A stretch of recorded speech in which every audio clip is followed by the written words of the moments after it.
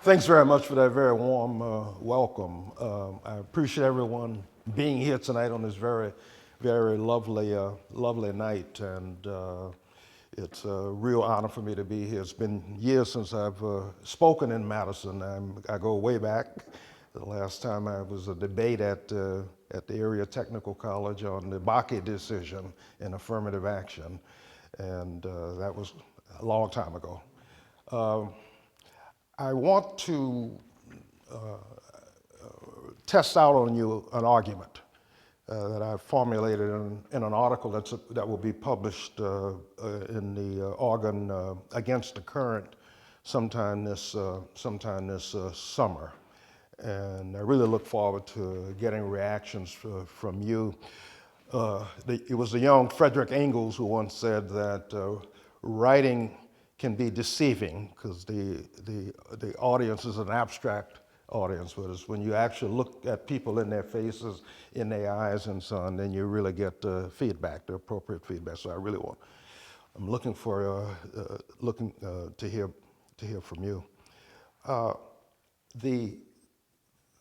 I like to begin with these kinds of talks, and I do this in the classroom, thinking about what's going on in the larger world of politics.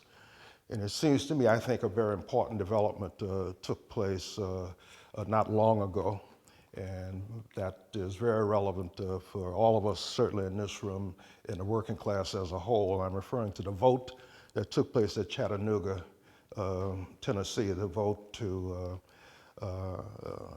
have a union, the UAW vote in that Volkswagen plant. I think it's a big deal. If anybody knows. Yeah. Organizing the South has been a real challenge, and the reasons for it varied, but at the heart of it is the history of the race and the racial divisions that were fostered by the ruling class, the overthrow, Reconstruction the first time, and trying to set up unions in the South has been extremely difficult. So this is a big deal. We'll see what happens in Tuscaloosa at the Mercedes-Benz plant next week, but hopefully the momentum carries into that fight. But I think it's very significant, given the history of the class struggle and how oftentimes race has been used by the ruling class to divide us. I grew up in the South. I grew up in Jim Crow, New Orleans. Both of my parents were active in their unions. They were presidents of their unions, but the unions in those days were segregated. There's no way you're going to make a socialist revolution with segregated unions. And so trying to overcome that historical divide, I think, is extremely important. I'll give you a story about me and the Jim Crow system that's relevant to our topic tonight. It's the first time I tried to vote in 1964 in the presidential election. And the two candidates were the Republican Goldwater, and the other Democratic candidate was Lyndon Baines Johnson. And if you think that, if you've heard stories and you listen to the Democratic Party today about how democracy is in jeopardy if Trump were to win the elections, let me tell you, in 1964, it wasn't about democracy at risk, but humanity at risk. In 1964, Goldwater was portrayed as this madman, and if he was elected and so on, he would start a war. It was the first negative advertising, by the way, done by the Democratic Party. The bunch of psychologists, more than 1,000 psychologists, signed a letter declaring that Goldwater was off his rocker. I'm trying to give you a sense of what that mood was. So we were under a lot of pressure. The lesser evil pressure. And so I tried to register to vote. This is 1964 in New Orleans. And I knew it was going to be difficult, so I prepared, went to a civil rights class. We had clinic, or not a clinic, what do you call it, a workshop about how to register, how to overcome all of the obstacles to register to vote. And so I went 2 weeks to that workshop, and so I thought I was prepared, got to the registration office, filled out this very long form, very complicated long form, gave it to the good old boy to look at, and he looks at it and he says, "Why didn't you fill this part out?" I said, "Well, it didn't apply to me." "Well, you're supposed to draw a line through it. Come back in 2 weeks." I was on my way to graduate school and never got a chance, and I'm pleased to say I've never voted for a bourgeois candidate, politician in my life. I tried, though. I tried very much. They wouldn't let me do so. It was the lesser evil. We were under the pressure of the lesser evils, the lesser of two evils, and it had an impact on the movement. The civil rights movement, the official heads of the civil rights movement suspended actions and protests and so on the grounds that it would harm the election of Johnson. Martin Luther King and others, all the heads of the civil rights movement, no, we can't march. Otherwise, this is make it difficult for Johnson to get elected. It was only Malcolm X in the black community, a leader who actually was different on this and argued that there was no basic difference between the Democrats and Republicans. But Malcolm X was unique in that regard. I think on the left, only the Socialist Workers' Party ran a candidate in the 1964 election. Yes, the lesser evil issue is one that goes way back in electoral politics and has been a challenge for progressives ever since competitive elections came into existence. But it's my view, and the argument I want to make is that I think that the lesser evil argument, those who subscribe to give more importance to voting than I think voting is actually warranted. And the decision by the leadership like King and others and so on to bend to the lesser evil argument was one that again was widely held in progressive circles. But King and others were in good company on that question. The first time Karl Marx, yes, that Karl Marx was involved in electoral politics and so on. The first time, he too bent to the lesser of two evils. And that was in the 1849 elections in Germany. This is Karl Marx, the communist. This is after the manifesto had been written. And this was during the 1848 European Spring, the revolutions that were taking place there. And for the first time, elections were possible, were being held in Germany, real elections. And so the question came up whether or not should the working class have its own candidates or not. And Marx and Engels agreed that no, we can't really have our own candidates. Our party is too small, and we should vote for the liberals in order to make sure that the reactionaries don't win. The lesser of two evils. That was Marx's. That was his response. He would change that position a year later. The first of three corrections that Marx and Engels made in their political work, the first of the three corrections, it was a self-criticism. It was a criticism of that decision to give their support to the liberals, because once the liberals got elected, the liberals betrayed the working class. Political reality set in, and they had to rethink that. And so in a major document, a very important document, it's only 11 pages if you get a chance to read it. It's called The Address of the Communist League, March 1850. It's a self-criticism of what they had done. On every page in that document, independence, independence, independence. The importance of the working class having its own political party, being independent of the capitalist party. And as a part of that effort to push for independent working class political action, it took up the question of elections and voting. And the question was whether or not, how should the working class conduct itself when it comes to elections, how to avoid the lesser evil problem, the conundrum of the lesser evil, and they came up with some pearls of wisdom about elections. And elections for Marx and Engels were extremely important, but only as a means to an end, not as an end in themselves. And for the working class, political education, elections are extremely important campaigns to do political education. That's how the working class that gets its ideas across. It's a useful opportunity and so on. And if you don't run your own candidates, if you're not independent and so on, running your own candidates, what's the purpose of your existence if you're not trying to do political education? The second important reason for having campaigns and participating in elections, secondly they say, is to count your forces. They're a little cryptic about that, but it becomes clear much later what they're talking about.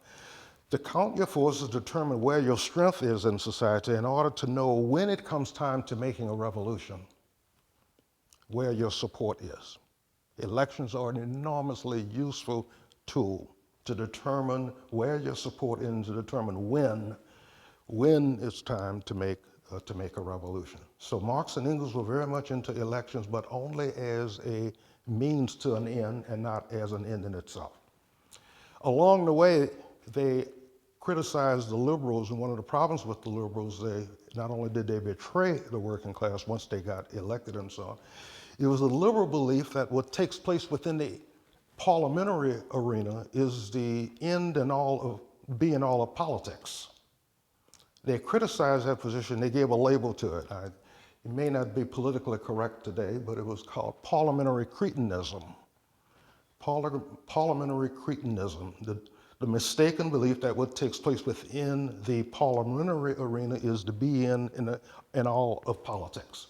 Their argument was that no, it's what takes place outside the parliamentary arena. That's where real politics takes place. And to think that what takes place in politics, the most important thing is what takes place within the parliamentary arena, again, they labeled parliamentary cretinism. So those two kernels of wisdom that they bequeathed and left to subsequent communists were later developed and became extremely important in the hands of Lenin and the Bolsheviks. And I've written, as some of you may know, a book about Lenin's electoral strategy, and I've tried to go into great detail how he made use of the electoral arena. But he built upon those two kernels of wisdom that Marx and Engels had bequeathed. And that's how I argue, one of the main arguments in my book is that indeed, that's how the Bolsheviks were able to take power in 1917. But it was a process over a 10-year period, participating in 4 Duma elections and so on. And Lenin had to go into great detail on the lesser evil question because the Mensheviks, who were their opponents, argued, no, the working class cannot run its own candidate because that would allow the proto-fascists to come to power. There was a group that the Tsar promoted in 1905 known as the Black Hundreds.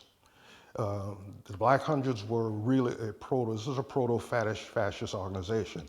And it was unleashed in the summer of 1905, during the midst of the 1905 revolution. The 1905 revolution in many ways was the dress rehearsal, as Trotsky and Lenin oftentimes emphasized, for 1917. An important footnote about 1905 that's relevant to current developments today.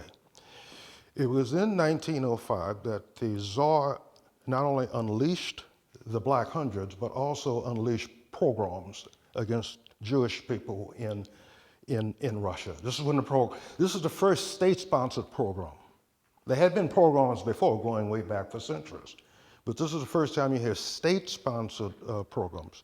And they are unleashed by the Tsar exactly because the working class was in motion. The working class was threatening to overthrow the Tsar in the summer of 1905. It's also, too, as a part of that campaign, of Jew hatred. That's when the protocols of the elders of Zion are written by the czar's bureaucrats. It's this fake document about this cabal, the Jewish cabal that controls the world. That's when it's written. It's written in the middle of the 1905 revolution. In other words, it's a way to scapegoat Jewish people in order to try to divert energy away from all of the uprising and the mass working class uprising that is threatening the rule of the czar. It's an important footnote. I think we can discuss it later for obvious reasons. So the 10-year period that Lenin participated in these elections and so on were enormously important to I think, to the Marxist enterprise. It flushed out in detail those two kernels of wisdom about counting your own forces and doing political work and doing education. And at the end of 1919, as a civil war was underway in Russia after the Bolsheviks came to power, Lenin drew up a set of theses in an article that I think is too much neglected, called the Constituent Assembly Elections and the Dictatorship of the Proletariat. But in those 10 theses, Lenin makes the argument, based upon how the Bolsheviks came to power, that he says, to think that extremely important political decisions can be made merely by elections is, in typical Lenin, very frank, crass stupidity. To think that important political decisions, extremely important political decisions, can be decided merely by elections is to engage in crass stupidity. That's the claim he's making based upon what it actually had to how the Bolsheviks all came to power. It's on these two ideas, the ideas from Marx and Engels, the two kernels of wisdom, along with the idea of parliamentary cretinism, and Lenin's argument about elections, that I've formulated a term. I think it's original. As far as I know, my colleagues say it's original. The idea isn't necessarily original. It's buried within Marx, Engels, and Lenin, but I've coined a term. Now, see how it goes over with this audience. I call it voting fetishism. Voting fetishism. And what I mean by voting fetishism is the mistaken belief that when we vote, we are exercising power. No, I argue that when we vote, we're exercising an important democratic right to register a preference for either a candidate or a particular policy. Registering a preference is not exercising power and shouldn't be confused with power. When you think about what it takes to vote, it takes less than a minute on average, and done individually. No two things could be as foreign to exercising power than something that takes less than a minute and is done individually. Again, voting fetishism is the mistaken belief that when we vote, we are exercising political power. No, what we're doing is exercising an important democratic right to register a preference. To register a preference for either a candidate or a particular policy. To exercise political power, think what that means. That means to impose your will. That means to impose your will. That's what it means to exercise political power. And this is what Marx and Engels were trying to get at in that label parliamentary cretinism. That is, it's what takes place outside the parliamentary. That's where real politics takes place. It's the masses in the streets.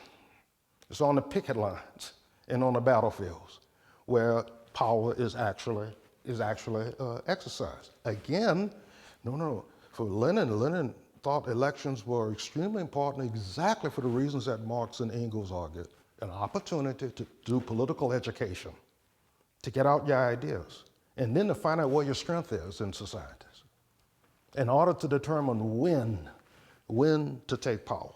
That's the argument that Lenin makes, and he summarized in those theses in 1919.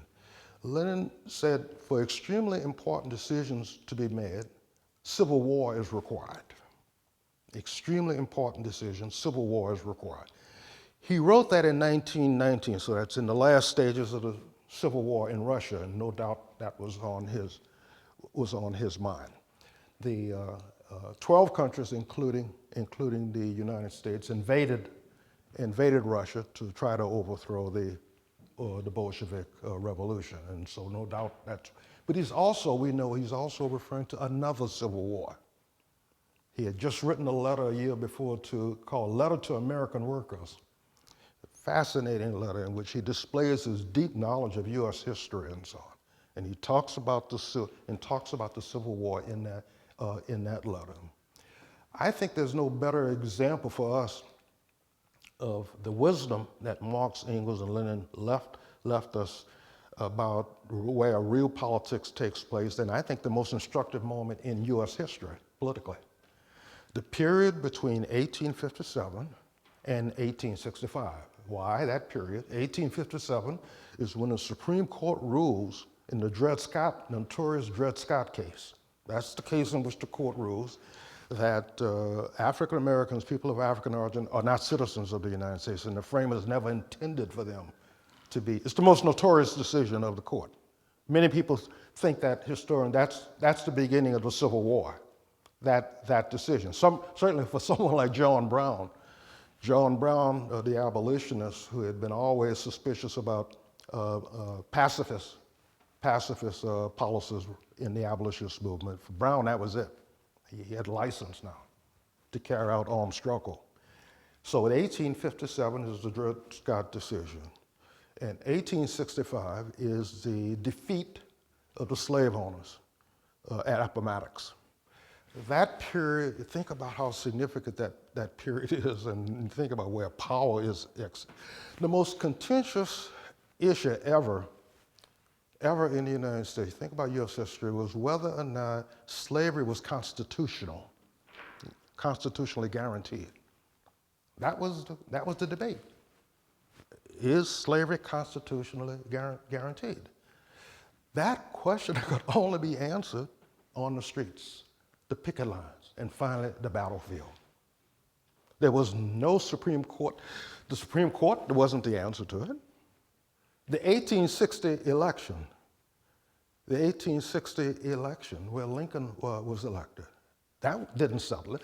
By the way, when you hear people today say that Trump is the first president or someone to be elected or the candidate who denies an election outcome, no. You want to go back to 1860. You got a whole layer of the country denied the outcome of the election. A whole layer of the ruling class disagreed. We don't like the outcome of that election. We are walking away. That's what the secession was about. They disagreed with the outcome of that election. After Lincoln is elected, and he's about to be inaugurated and so on, at his inauguration, he says he is willing, as a way to stop the secession, he's willing to send to the states an amendment to the Constitution which would constitutionalize slavery. It would have been the original 13th Amendment. He's desperate to try to keep the South in the Union. He's willing to put it in the Constitution that slavery is legitimate. He was willing to do that, to try to do it. A month later, the slave owners fired on Fort Sumter, and that began the war. During his tenure, he offered the slave owners, tried to buy their slave, tried to compensate them. We'll pay for your slave. If you're losing your property, they're rejected. In other words, the only way this very, very important problem could be solved was outside of the electoral constitutional means. And it was finally settled on the battlefield. That's Lenin's argument. Extremely important decisions can only be settled by civil war. And I think we have an example from U.S. history. I think that validates exactly Lenin's point. let me leave you, because I really want to get into the discussion and hear what you think. Let me leave you with a bit of wisdom, I think. In 2007 is when I first encountered the impeach Bush movement. I hadn't heard much about it, but learned about the impeach Bush movement. Ever since Bush had been elected, and you've got to think about his election, there are many liberals, people who voted for the Democrats, never thought that Bush was a legitimate candidate because he didn't get the popular vote. Well, that's the nature of the Constitution. There's a good reason about the U.S. Constitution. The Electoral College was, the framers of the Constitution wanted to keep the slave owners in the Union. That's why the Electoral College exists. That was its purpose. But that decision, so the court, that decision, the outcome, I mean, the dispute on the election goes to the Supreme Court. You think about that decision, it's a 5-4 decision. In other words, one person unelected for a lifetime position decided who would be president of the United States. Sandra Day O'Connor. That's a 5-4 decision. Unelected for a lifetime. It speaks volumes about the reality of the U.S. Constitution and political system. It's no accident that the word democracy never appears in the document. Even after the Civil War, the lawyers couldn't bring themselves to include the word democracy in the document. Even in 1971, when 18-year-olds got the right to vote, they couldn't include the word democracy in the document. And that's because the framers never promised democracy. They promised only a representative, a republic, a representative form of government, not democracy. So we shouldn't be surprised, indeed, this was all done by the book, that 5-4 decision. You can see it on C-SPAN. I remember some of my colleagues, I said, did you notice when there were some people who came in from the House of Representatives that wanted to know, would the Senate even think about challenging that 5-4 decision? Nobody could. Wellstone wasn't there. Feingold wasn't willing to challenge that decision. Yeah, that 5-4. So for me, that was the beginning of my thinking about what led to this concept of voting fetishism, because to me it was a bit of a puzzle about the Al Gore voters. And I began to realize that the people who voted for Al Gore were willing to register their preference, but were not willing to impose their will. They were not willing to go to the streets. If this had been in lots of third world countries, imagine a 5-4 decision, the masses would have been in the streets. That wasn't the case here. And for me, that's when I began thinking, what was going on? Again, they were willing to register their preference, but in terms of actually imposing their will, that was not the case. And so that was the beginning of my thinking about the question of that led to this concept of voting fetishism.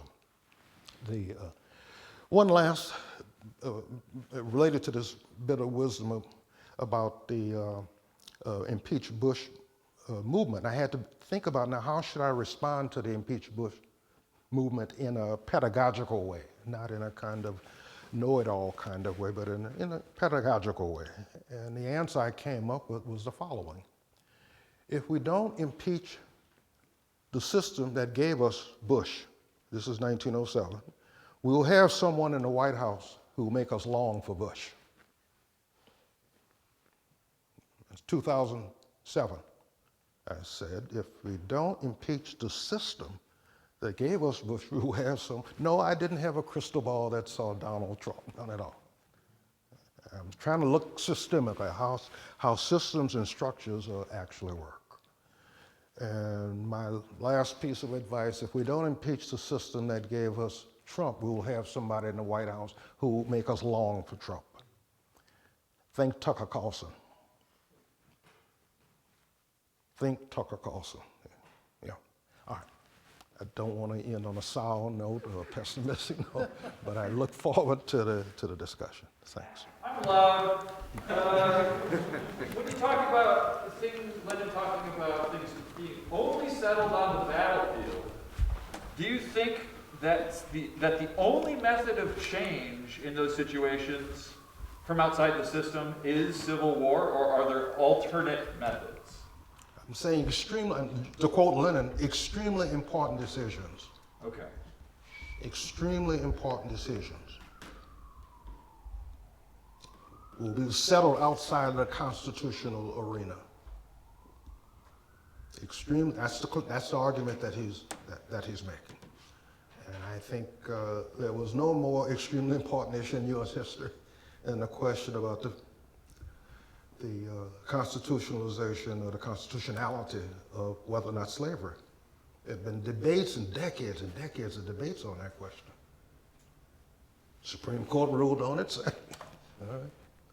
It could only be settled on the battlefield. That's where power is exercised. You can have all kinds of rulings and laws and so on. The question of final analysis is who enforces them. My first lesson in the civics lesson was probably when I was in 7th grade, 70 years ago. Yeah, okay. When the Supreme Court ruled in the school desegregation case. I remember our 7th grade teacher came in the classroom and told our all-black class about what the Supreme Court had done. We all got excited. We always knew we were in segregated atmosphere. We always knew that we were getting an inferior education, as well, despite the fact that our teachers were doing everything they could.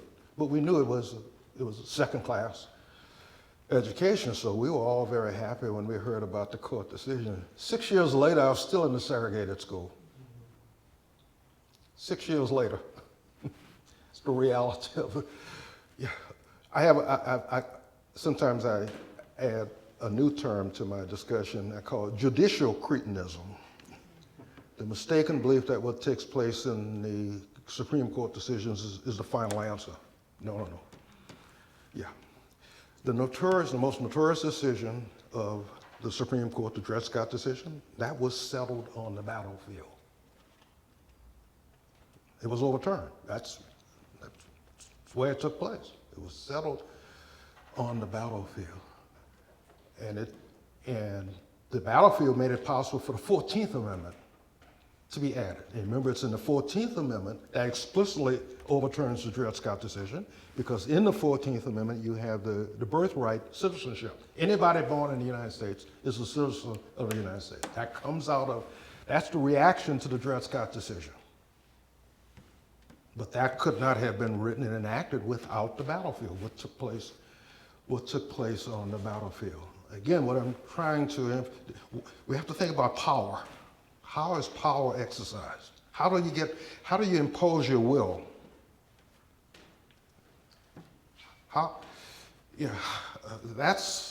Oftentimes we talk about rights and that.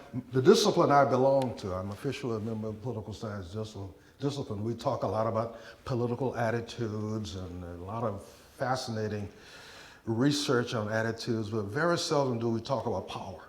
How is power exercised? That's what Marx, Engels, and Lenin bring to the discussion. Again, yeah, elections are extremely important if you see them in a revolutionary way. This is what, yeah, I can't tell you. Lenin loved elections. He loved writing campaign literature. He loved analyzing returns, voting returns. He's trying to figure out how to respond next time, trying to figure out where support is and so on. And one of the things he loved about election campaigns was the elections to the Soviets. The Soviets were these organizations at the local level that came into existence beginning in the 1905 revolution.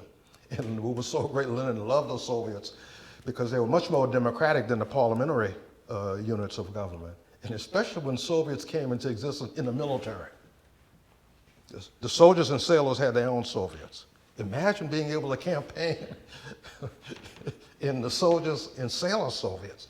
And this explains why Lenin accurately knew that the Bolsheviks would be successful in overthrowing the Tsar, the provisional government, because it already kept the votes, the September votes in the Soviets revealed where the support was. If you win the military to the side of the revolutionary, you lessen the amount of violence.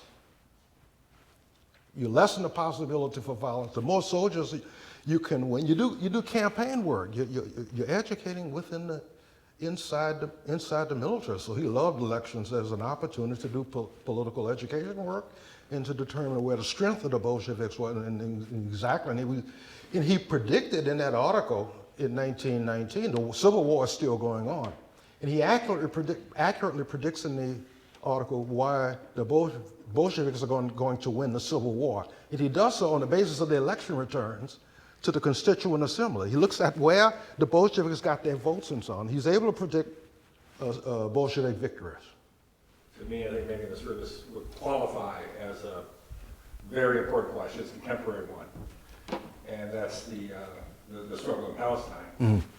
I know that in the U.S., there's a lot of campaigning going against the U.S. empire. Many people generally of goodwill, not always, but generally of goodwill, demanding things like a ceasefire, open up humanitarian aid, maybe going back to a status quo ante. I was wondering, in your opinion, can the struggle for Palestinian liberation, can it happen at all without an armed struggle?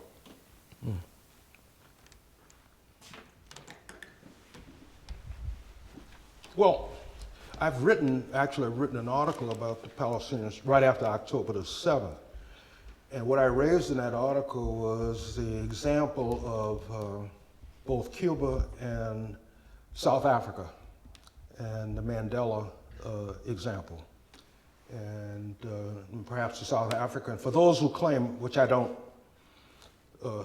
believe that the term apartheid is really appropriate, and I can explain why in the case of the Palestine. But for those who believe that the Palestinians are dealing with apartheid, you might want to look at the South African experience. What are the lessons? Are there lessons from struggle? And that's one of the tasks of the Marxist perspective. Remember, the Communist Manifesto is about what are the lessons from history for the oppressed? What can we learn? That's what the manifesto. It's the first emancipatory document in all of class society. It's about, are there lessons from history that we can learn? So what I was trying to do in that article is to look at, are there lessons from South Africa that the Palestinian people can make use of it? And I think they are. Mandela was extremely aware. Well, he came out of a movement, African National Congress, came out of a movement that, as a part of the anti-apartheid movement, that argued, its principal founding document was, South Africa should be for everyone, regardless of skin color. Should be for everyone. And that, to me, is one of the things that made it easy for us who were doing anti-apartheid work here in the United States. One of the reasons I think we were very successful because we had the example of South Africa. There was a rival group that was more Hamas-like called the Pan-Africanist Congress and so on, and who believed that South Africa should only be for blacks. The ANC had a very different perspective. For those of us doing boycott, divestment, sanctions work and so on, the ANC example made it much easier for us to sell the South African struggle to the larger U.S. public, despite the Reagan administration's operation. Mandela was very clear, too, on his question about necklacing and using violence. And when he came out of prison, that practice had been going on about how to get rid of informants, people who collaborated with the regime. And there were people who think we got to use violence in getting rid of them. And oftentimes that kind of violence gets out of hand. You start taking out vengeance against people who you don't like and so on. And so it became counterproductive. And for us during and Mandela had the credentials, by the way, because he had belonged to a guerrilla unit that was being tracked by the CIA. That's how he got arrested. But when he comes out of prison, Mandela, he's calling for mass protests, but peaceful mass protests. In South Africa, where the regime had all kinds of obstacles for being able to do that. In other words, I guess if the South Africans were able to pursue, by and large, a militant but largely nonviolent mode of struggle, I think, why not in Palestine? I think the regime,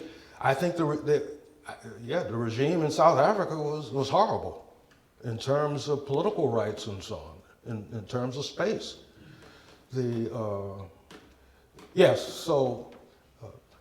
But each movement has to make those decisions, and from Lenin's perspective, individual violence was a no-no. For Lenin, it was always important to drive a wedge between the working class and its rulers. So you had to be very careful about violence. If you're going to use violence and so on, you want to make sure that it's not being applied indiscriminately. If it's being applied indiscriminately, all you're doing is pushing the working class into the arms of the rulers.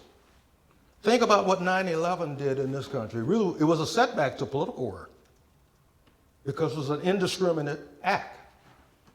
That's what 9/11 was. I know when we were doing immigration, we were a real setback to political work because all it did was the patriotism. It provokes patriotism. It drives the working class into the arms of their rulers. And from Lenin's perspective, you're always looking for a way how to differentiate the working class from its ruling class. And so the violence question seems to me has to be looked at along those lines. Is it actually advancing? In what ways is it benefiting or not? You may know better, and I began to rethink Hamas after the 2014 war. And for me, I couldn't see what was the advantage of firing these rockets. Were the Palestinian people better off with the firing of these rockets? Up until then, I said, okay. Then I began to rethink along a Leninist perspective whether or not is the violence getting us where we really want to be. When people say by any means necessary, at least for revolutionary Marxists, there's a qualifier that comes out the end. By any means necessary, if it actually helps you get to your end. If it actually helps you to get to your end. And I think that's the criteria I employ in judging any group that calls itself a liberation group. What's your track record? How does one stop a genocide? How does one stop a genocide? How does one stop a genocide? A genocide? When a state is working on your annihilation, ethnic cleansing, or actual extinction. Again, I think South Africa, if you want to use that term, I'm not sure it's appropriate, by the way. Yeah. I think it's a potential. Not appropriate in Palestine? Yeah, I think it's a potential. I think it's a potential genocide. South Africa says it's genocide. South Africa says it's genocide. Yeah, I know, but I disagree with the comrades. Yeah, I think it was a potential genocide. And I think the problem with it, in my opinion, it tends to diminish where real genocides have taken place. Think about in the United States with Native Americans.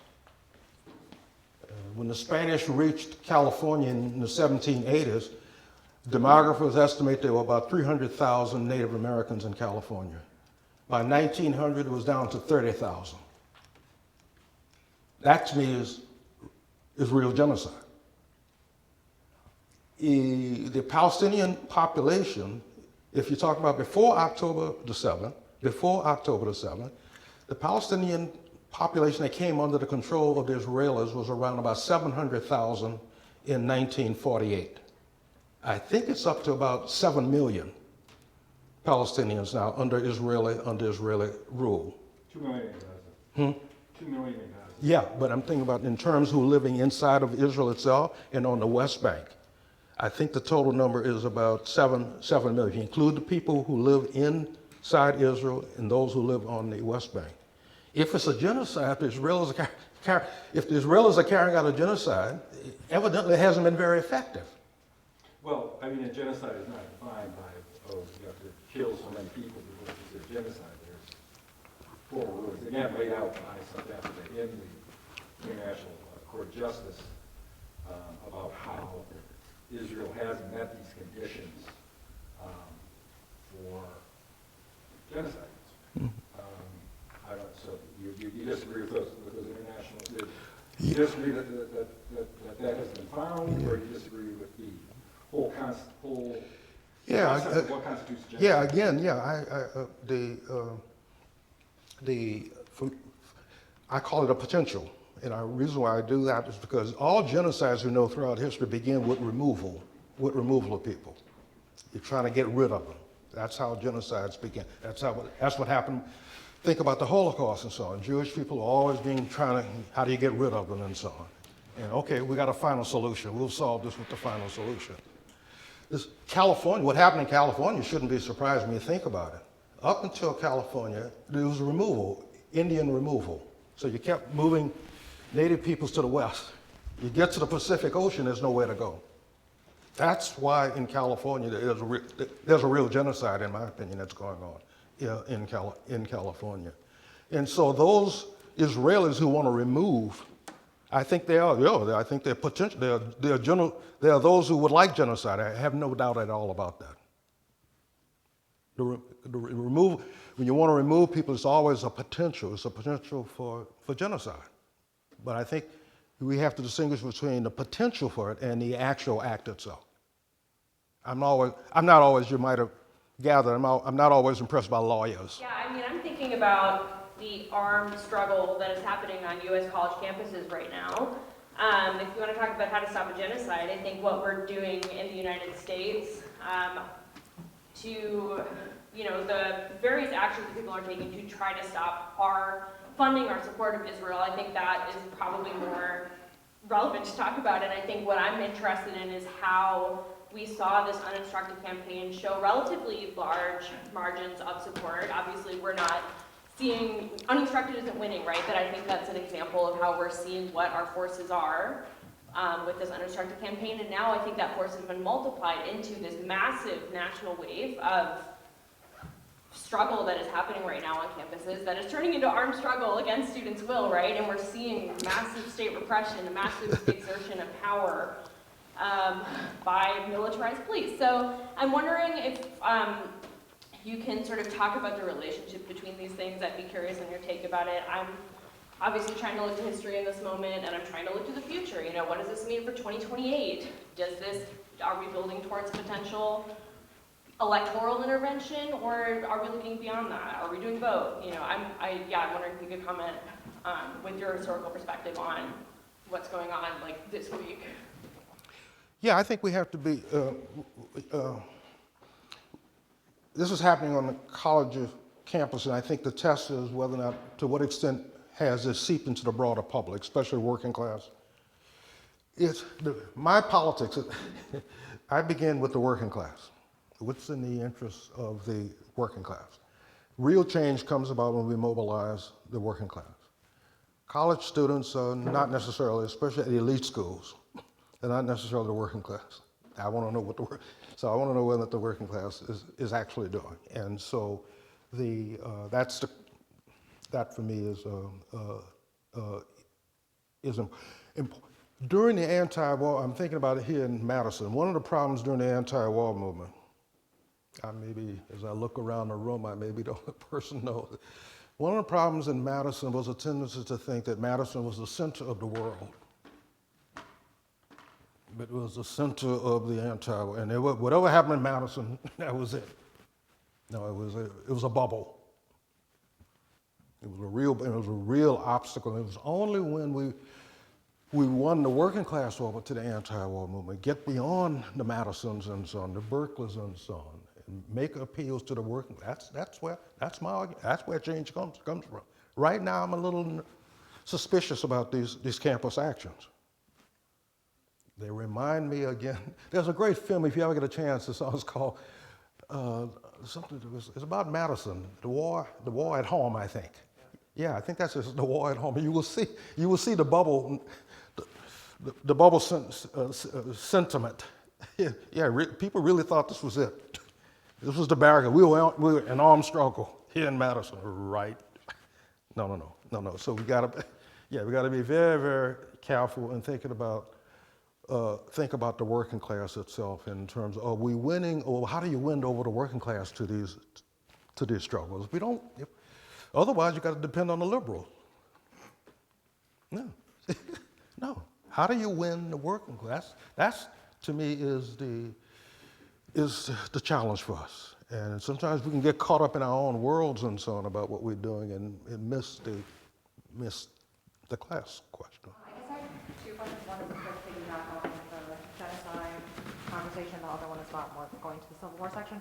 The first is I'd be interested to hear what you think is a better descriptor than genocide, since you kind of laid out the argument there. And then also, I would be interested to hear you lay out more about why you don't think apartheid is an appropriate term, and also an alternative, or what you think is a more useful term. Right. And then I'll just ask the Civil War one just to get it in quick. Do you see the U.S. headed towards civil war in any way? You know, you mentioned that civil war is necessary when there's an important issue. Right now, there are a lot of issues, but not this like one ringing issue the way with slavery. So do you see it headed in that direction, or it being a useful thing to happen in the state that we're in right now? Yeah, on the genocide question, again, the best term I've come up with is potentially genocidal. Potentially. That's the best as I can do. And what I mean by that, for those Israelis who want to remove the Palestinians, the history of removals is often, it's the prelude. It's the prelude to a genocidal project and so on. And I think it's important always in struggle to recognize the space we have in order that we don't give it up. And rather than think that we've reached some more catastrophic phase and so on, it's important to recognize the rights that we do have, the space that we do have at the moment. And on the second question about apartheid, yes. I'm probably one of the few people who's still alive who's actually been to apartheid South Africa. I was at the first trip was in 1978, and I was teaching on a ship, and so on. We stopped. I wanted to go there. It's the only way I could get into South Africa, because the authorities would not let me in because of the way I looked. But I was able to get in, and then in 2018, I went to Israel. It was a conference on Marx. In 2018, it was in Haifa, and then I spent a day on the West Bank and so on. And what struck me about the situation inside Israel, that is, the 67 borders and so on, well, the fact that the Israeli Palestinians, or the Israeli Arabs, depending on what term you use, they have more opportunities than black South Africans ever did under South Africa. Than more. First, they're citizens. They can vote. Yeah, that wasn't, blacks were not citizens of South Africa. They were guest workers. That was their, okay. I was struck at the University of Haifa.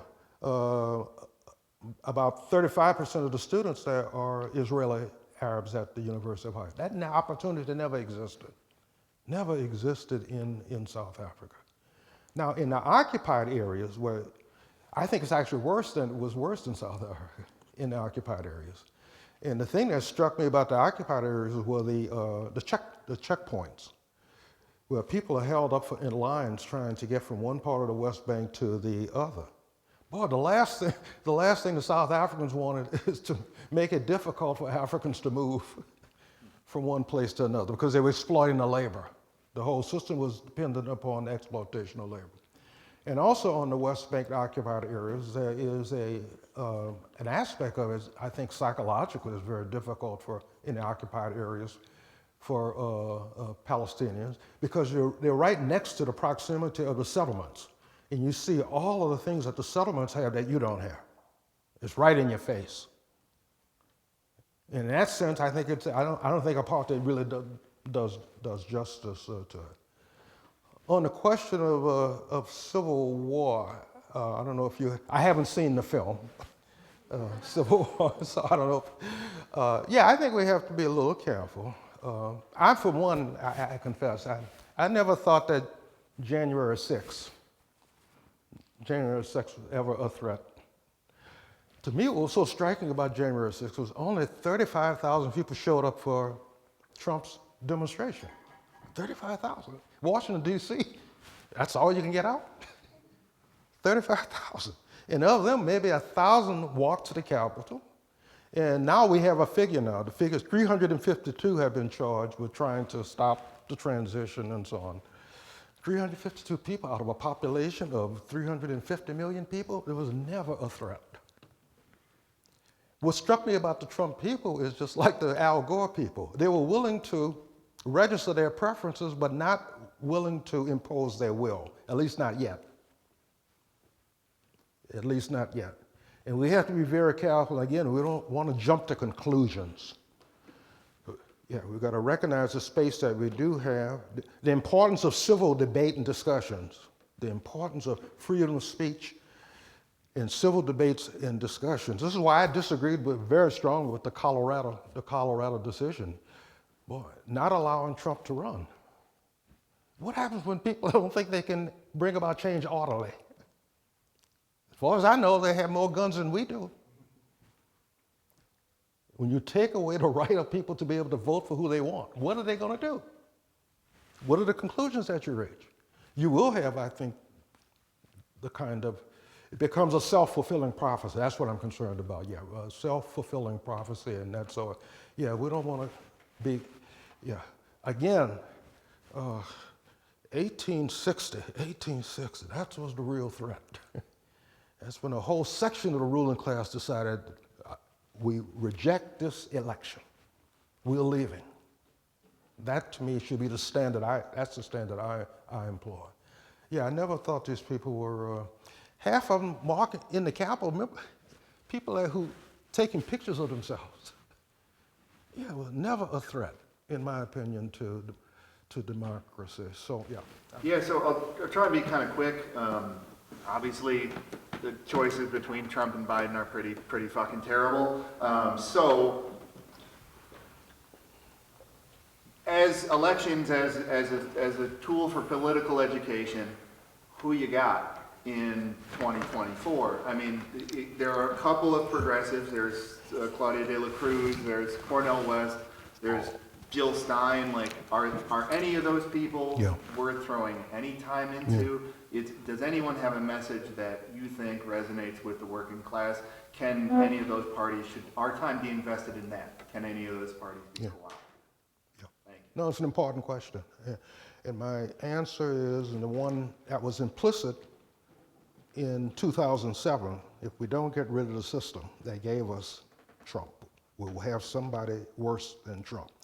The longer it takes for us to break with the Democrats and form a working class, every time we keep kicking that can down the road, this is what we face.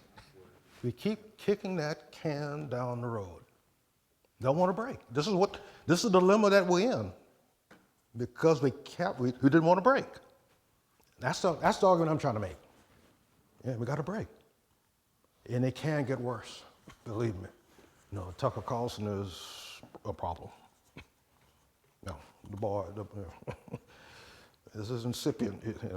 Trump's a sociopath who's he's an opportunist for himself and so. No, we don't have to fear a fascist takeover. If history, again, the lessons of history teach, it's only when the working class becomes a threat to the ruling class that the ruling class will play the fascist card. Right now, Because when you play the fascist card, you're really taking off the gloves and you're exposing yourself. That's a risk. They will do that if they have to. Right now, I don't think they have to because, honestly speaking, we're not a threat. The working class is not a threat yet, but we want to be prepared. There will become a time when they will take off the gloves and be prepared for it, but we don't want to jump that. We don't want to jump the gun on that. And again, if I can't, we got to break with the Dems. The Democratic Party, we got to remember the Democratic Party. This is a party of the slave owners. So, but we have an option now, right, where we have, whatever you want, like, Jill Stein's going to be on 48 ballots. Not that I like her that much, but she's at least talks pro-worker, anti-genocide, whatever. You don't have to, maybe it's not, whatever. Cornel West is not there. Yeah. He's on 3 states, maybe. So it's like, what do we do with whatever energy we have right now? And that's what I'm trying to make the case. There's the other option I'm raising. The option to build a real party, a working class party. That's another option. You run campaigns to actually do that. Not a fake campaign of trying to slip in the back door in the Democratic Party. A real one. And you test your strength whether or not are people open to the idea. You won't know until we do it. That's the other option. Be serious for the first time. We're going to build a working class party. The only time when the United States is the only advanced capitalist country, the working class has never had its own political party. At the state level, we did in Minnesota, by the way, the former Labor Party, until it got co-opted by the Democrats in 1944. It's the only state. Well, we had a form. You got to do it. That's the other option. I'm trying to if we just keep focusing on these people, we're missing an opportunity. And if we don't do it, it will get, yes. The question is just about, I wanted to get a little bit more historical because I've read your book, I think it's fantastic, everybody should. It's a big book, but it's worth reading. And in particular, your discussion of the way that Lenin and the Bolsheviks used elections before the revolution. And it's interesting because they went backwards and forwards. I mean, the Duma was a parliament which was a total fake parliament. It was a very undemocratic. Even worse than what's in the US today. Initially, Lenin said, we've got to boycott this because it's a fake. Then he argued very hard that they should run candidates. And I wonder if you can say something about what that experience what the lessons of that experience are for us today. Why did he want to run candidates? What was the purpose of it if it was so undemocratic? And how did he use that to build a wider movement? Yeah, that debate almost split the Bolsheviks. It did people whether or not to participate in the elections. They were so undemocratic. For the first set of elections that were proposed, Lenin agreed for the boycott. For the second set of elections, Lenin disagreed. He went along with the Bolsheviks. He's a good comrade. He admits later it was a mistake, he says, for them to have boycotted. His rule of thumb generally was the following. He recognized that in the history of elections, that oftentimes ruling elites will offer elections as a way to get us out of the streets. That's exactly what the Tsar did, the proposal, how to bring about the end of the street action. During the Civil Rights Movement, by the way, the Kennedy administration, the Kennedy administration started thinking about elections in order to end the protests in the South, the election. So Lenin's general rule of thumb is when the revolution is in an upswing, you boycott. Exactly because what the ruling class wants. But when the revolution begins to go in a downswing, you take part in the elections. And if you know about leftists, you know about revolutionaries and so on, we're always optimistic. You always think it's on the upswing. No, and it's hard to admit that we're in a decline. And that was the debate and so on, and that Lenin had with him. So he said, look, comrades, the thing is, it peaked. It peaked months ago. Let's use the electoral arena to do campaign work, to get out our ideas, count our forces and so on, with the expectation there will be another upsurge. There will be another upsurge and so on. Let's use this time to be able to do the political work and so on. And I think over That strategy paid off at the end. This is why I think the Bolsheviks distinguished themselves in 1917 as opposed to any other current. There was nothing inevitable about the Bolshevik victory. Lenin's most important insight, I think, it was in 1901. Lenin, that insight, he says, if you don't have a revolutionary party in place before the shit hits the fan, it's too late to try to form one when it does. If you don't have a revolutionary party in place before it hits the fan, it's too late, because when it hits, it's too turbulent to try to. And one of the tragedies of this, Rosa Luxemburg disagreed with him on this. Tragically, she didn't think you needed to have a political party ahead of time.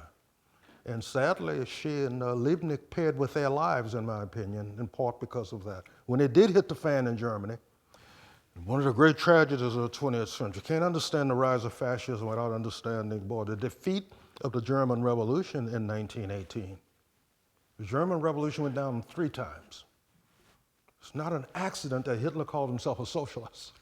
He was taking advantage of the pro-socialist sentiment, but the left couldn't get its act together.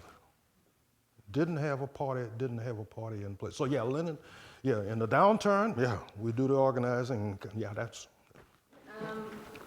What are you feeling hopeful for about today? What should we be, focusing on so that we don't get distracted by all the noise? It's something called the long view of history. we have opportunities for us today that fighters braver, more nobler than us would die for.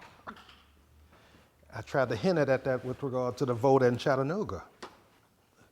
Because it's a big deal, given history. Look, the manifesto doesn't, the word inevitable appears only once in the manifesto. It's right at the end of part 1. Right at the end of part 1, the word inevitable. Immediately followed by instructions, instructions about how to organize the working class and so on. Capitalism will ensure that there are going to be big battles along the way. You have no fear there are going to be big battles. The question is whether are we prepared for the battles. That's what we want to think about. Are we prepared for the big battles that are coming? And history has shown, again, if you're not prepared, revolutionary moments don't always last very long. And if you don't have the leadership in place and so on at the right moment, and I'm saying we have opportunities to, the working class, think about how international, how multi-gendered the working class is today. You go to an Amazon center distribution center, you look at the working class from all over the world and so on. Oh man, that makes fun, to me, that, yeah, in the broad scheme, again, so it's long history, deep history, and I think you have to, and to be a communist means, as I was telling someone recently, to be a communist means you to want something that you might not get a chance to see in your own lifetime. We have to be honest about it. To want something, but boy, to be a part of this, to me, part of history. Part of history. I mean, that's what the historical, yeah, we have opportunities. You look around at each other. I mean, this kind of a meeting, we got space at a certain moment. The ruling class will try to prevent meetings like this. I'm old enough to remember the McCarthy period. We want to take advantage of these opportunities in this space and so on. Yeah, to be prepared to carry out it's going to be coming. Have no doubt there are going to be big fights. There'll be big battles. The question is whether or not are we prepared. Do we have our act together? That's what's not, the class struggle is inevitable, not the outcome of the class struggle. The class struggle, that's what the manifesto promises. Not the winners and losers. That's our task. No, take it, you got opportunities to have people before us and so on that you simply did not have. Yeah. I don't have much of a question, but I do want to recognize, I think most of us are here because we're just surviving the best that we can under capitalism. Mm-hmm. And capitalism is the root of all of our oppression, of all atrocities. I don't think focusing on an electoral campaign, whether it's working class or not, I don't think that is the answer. I think we need to organize together, talk about what we each think, and strategize from there. I disagree with you on Palestine and Israeli apartheid.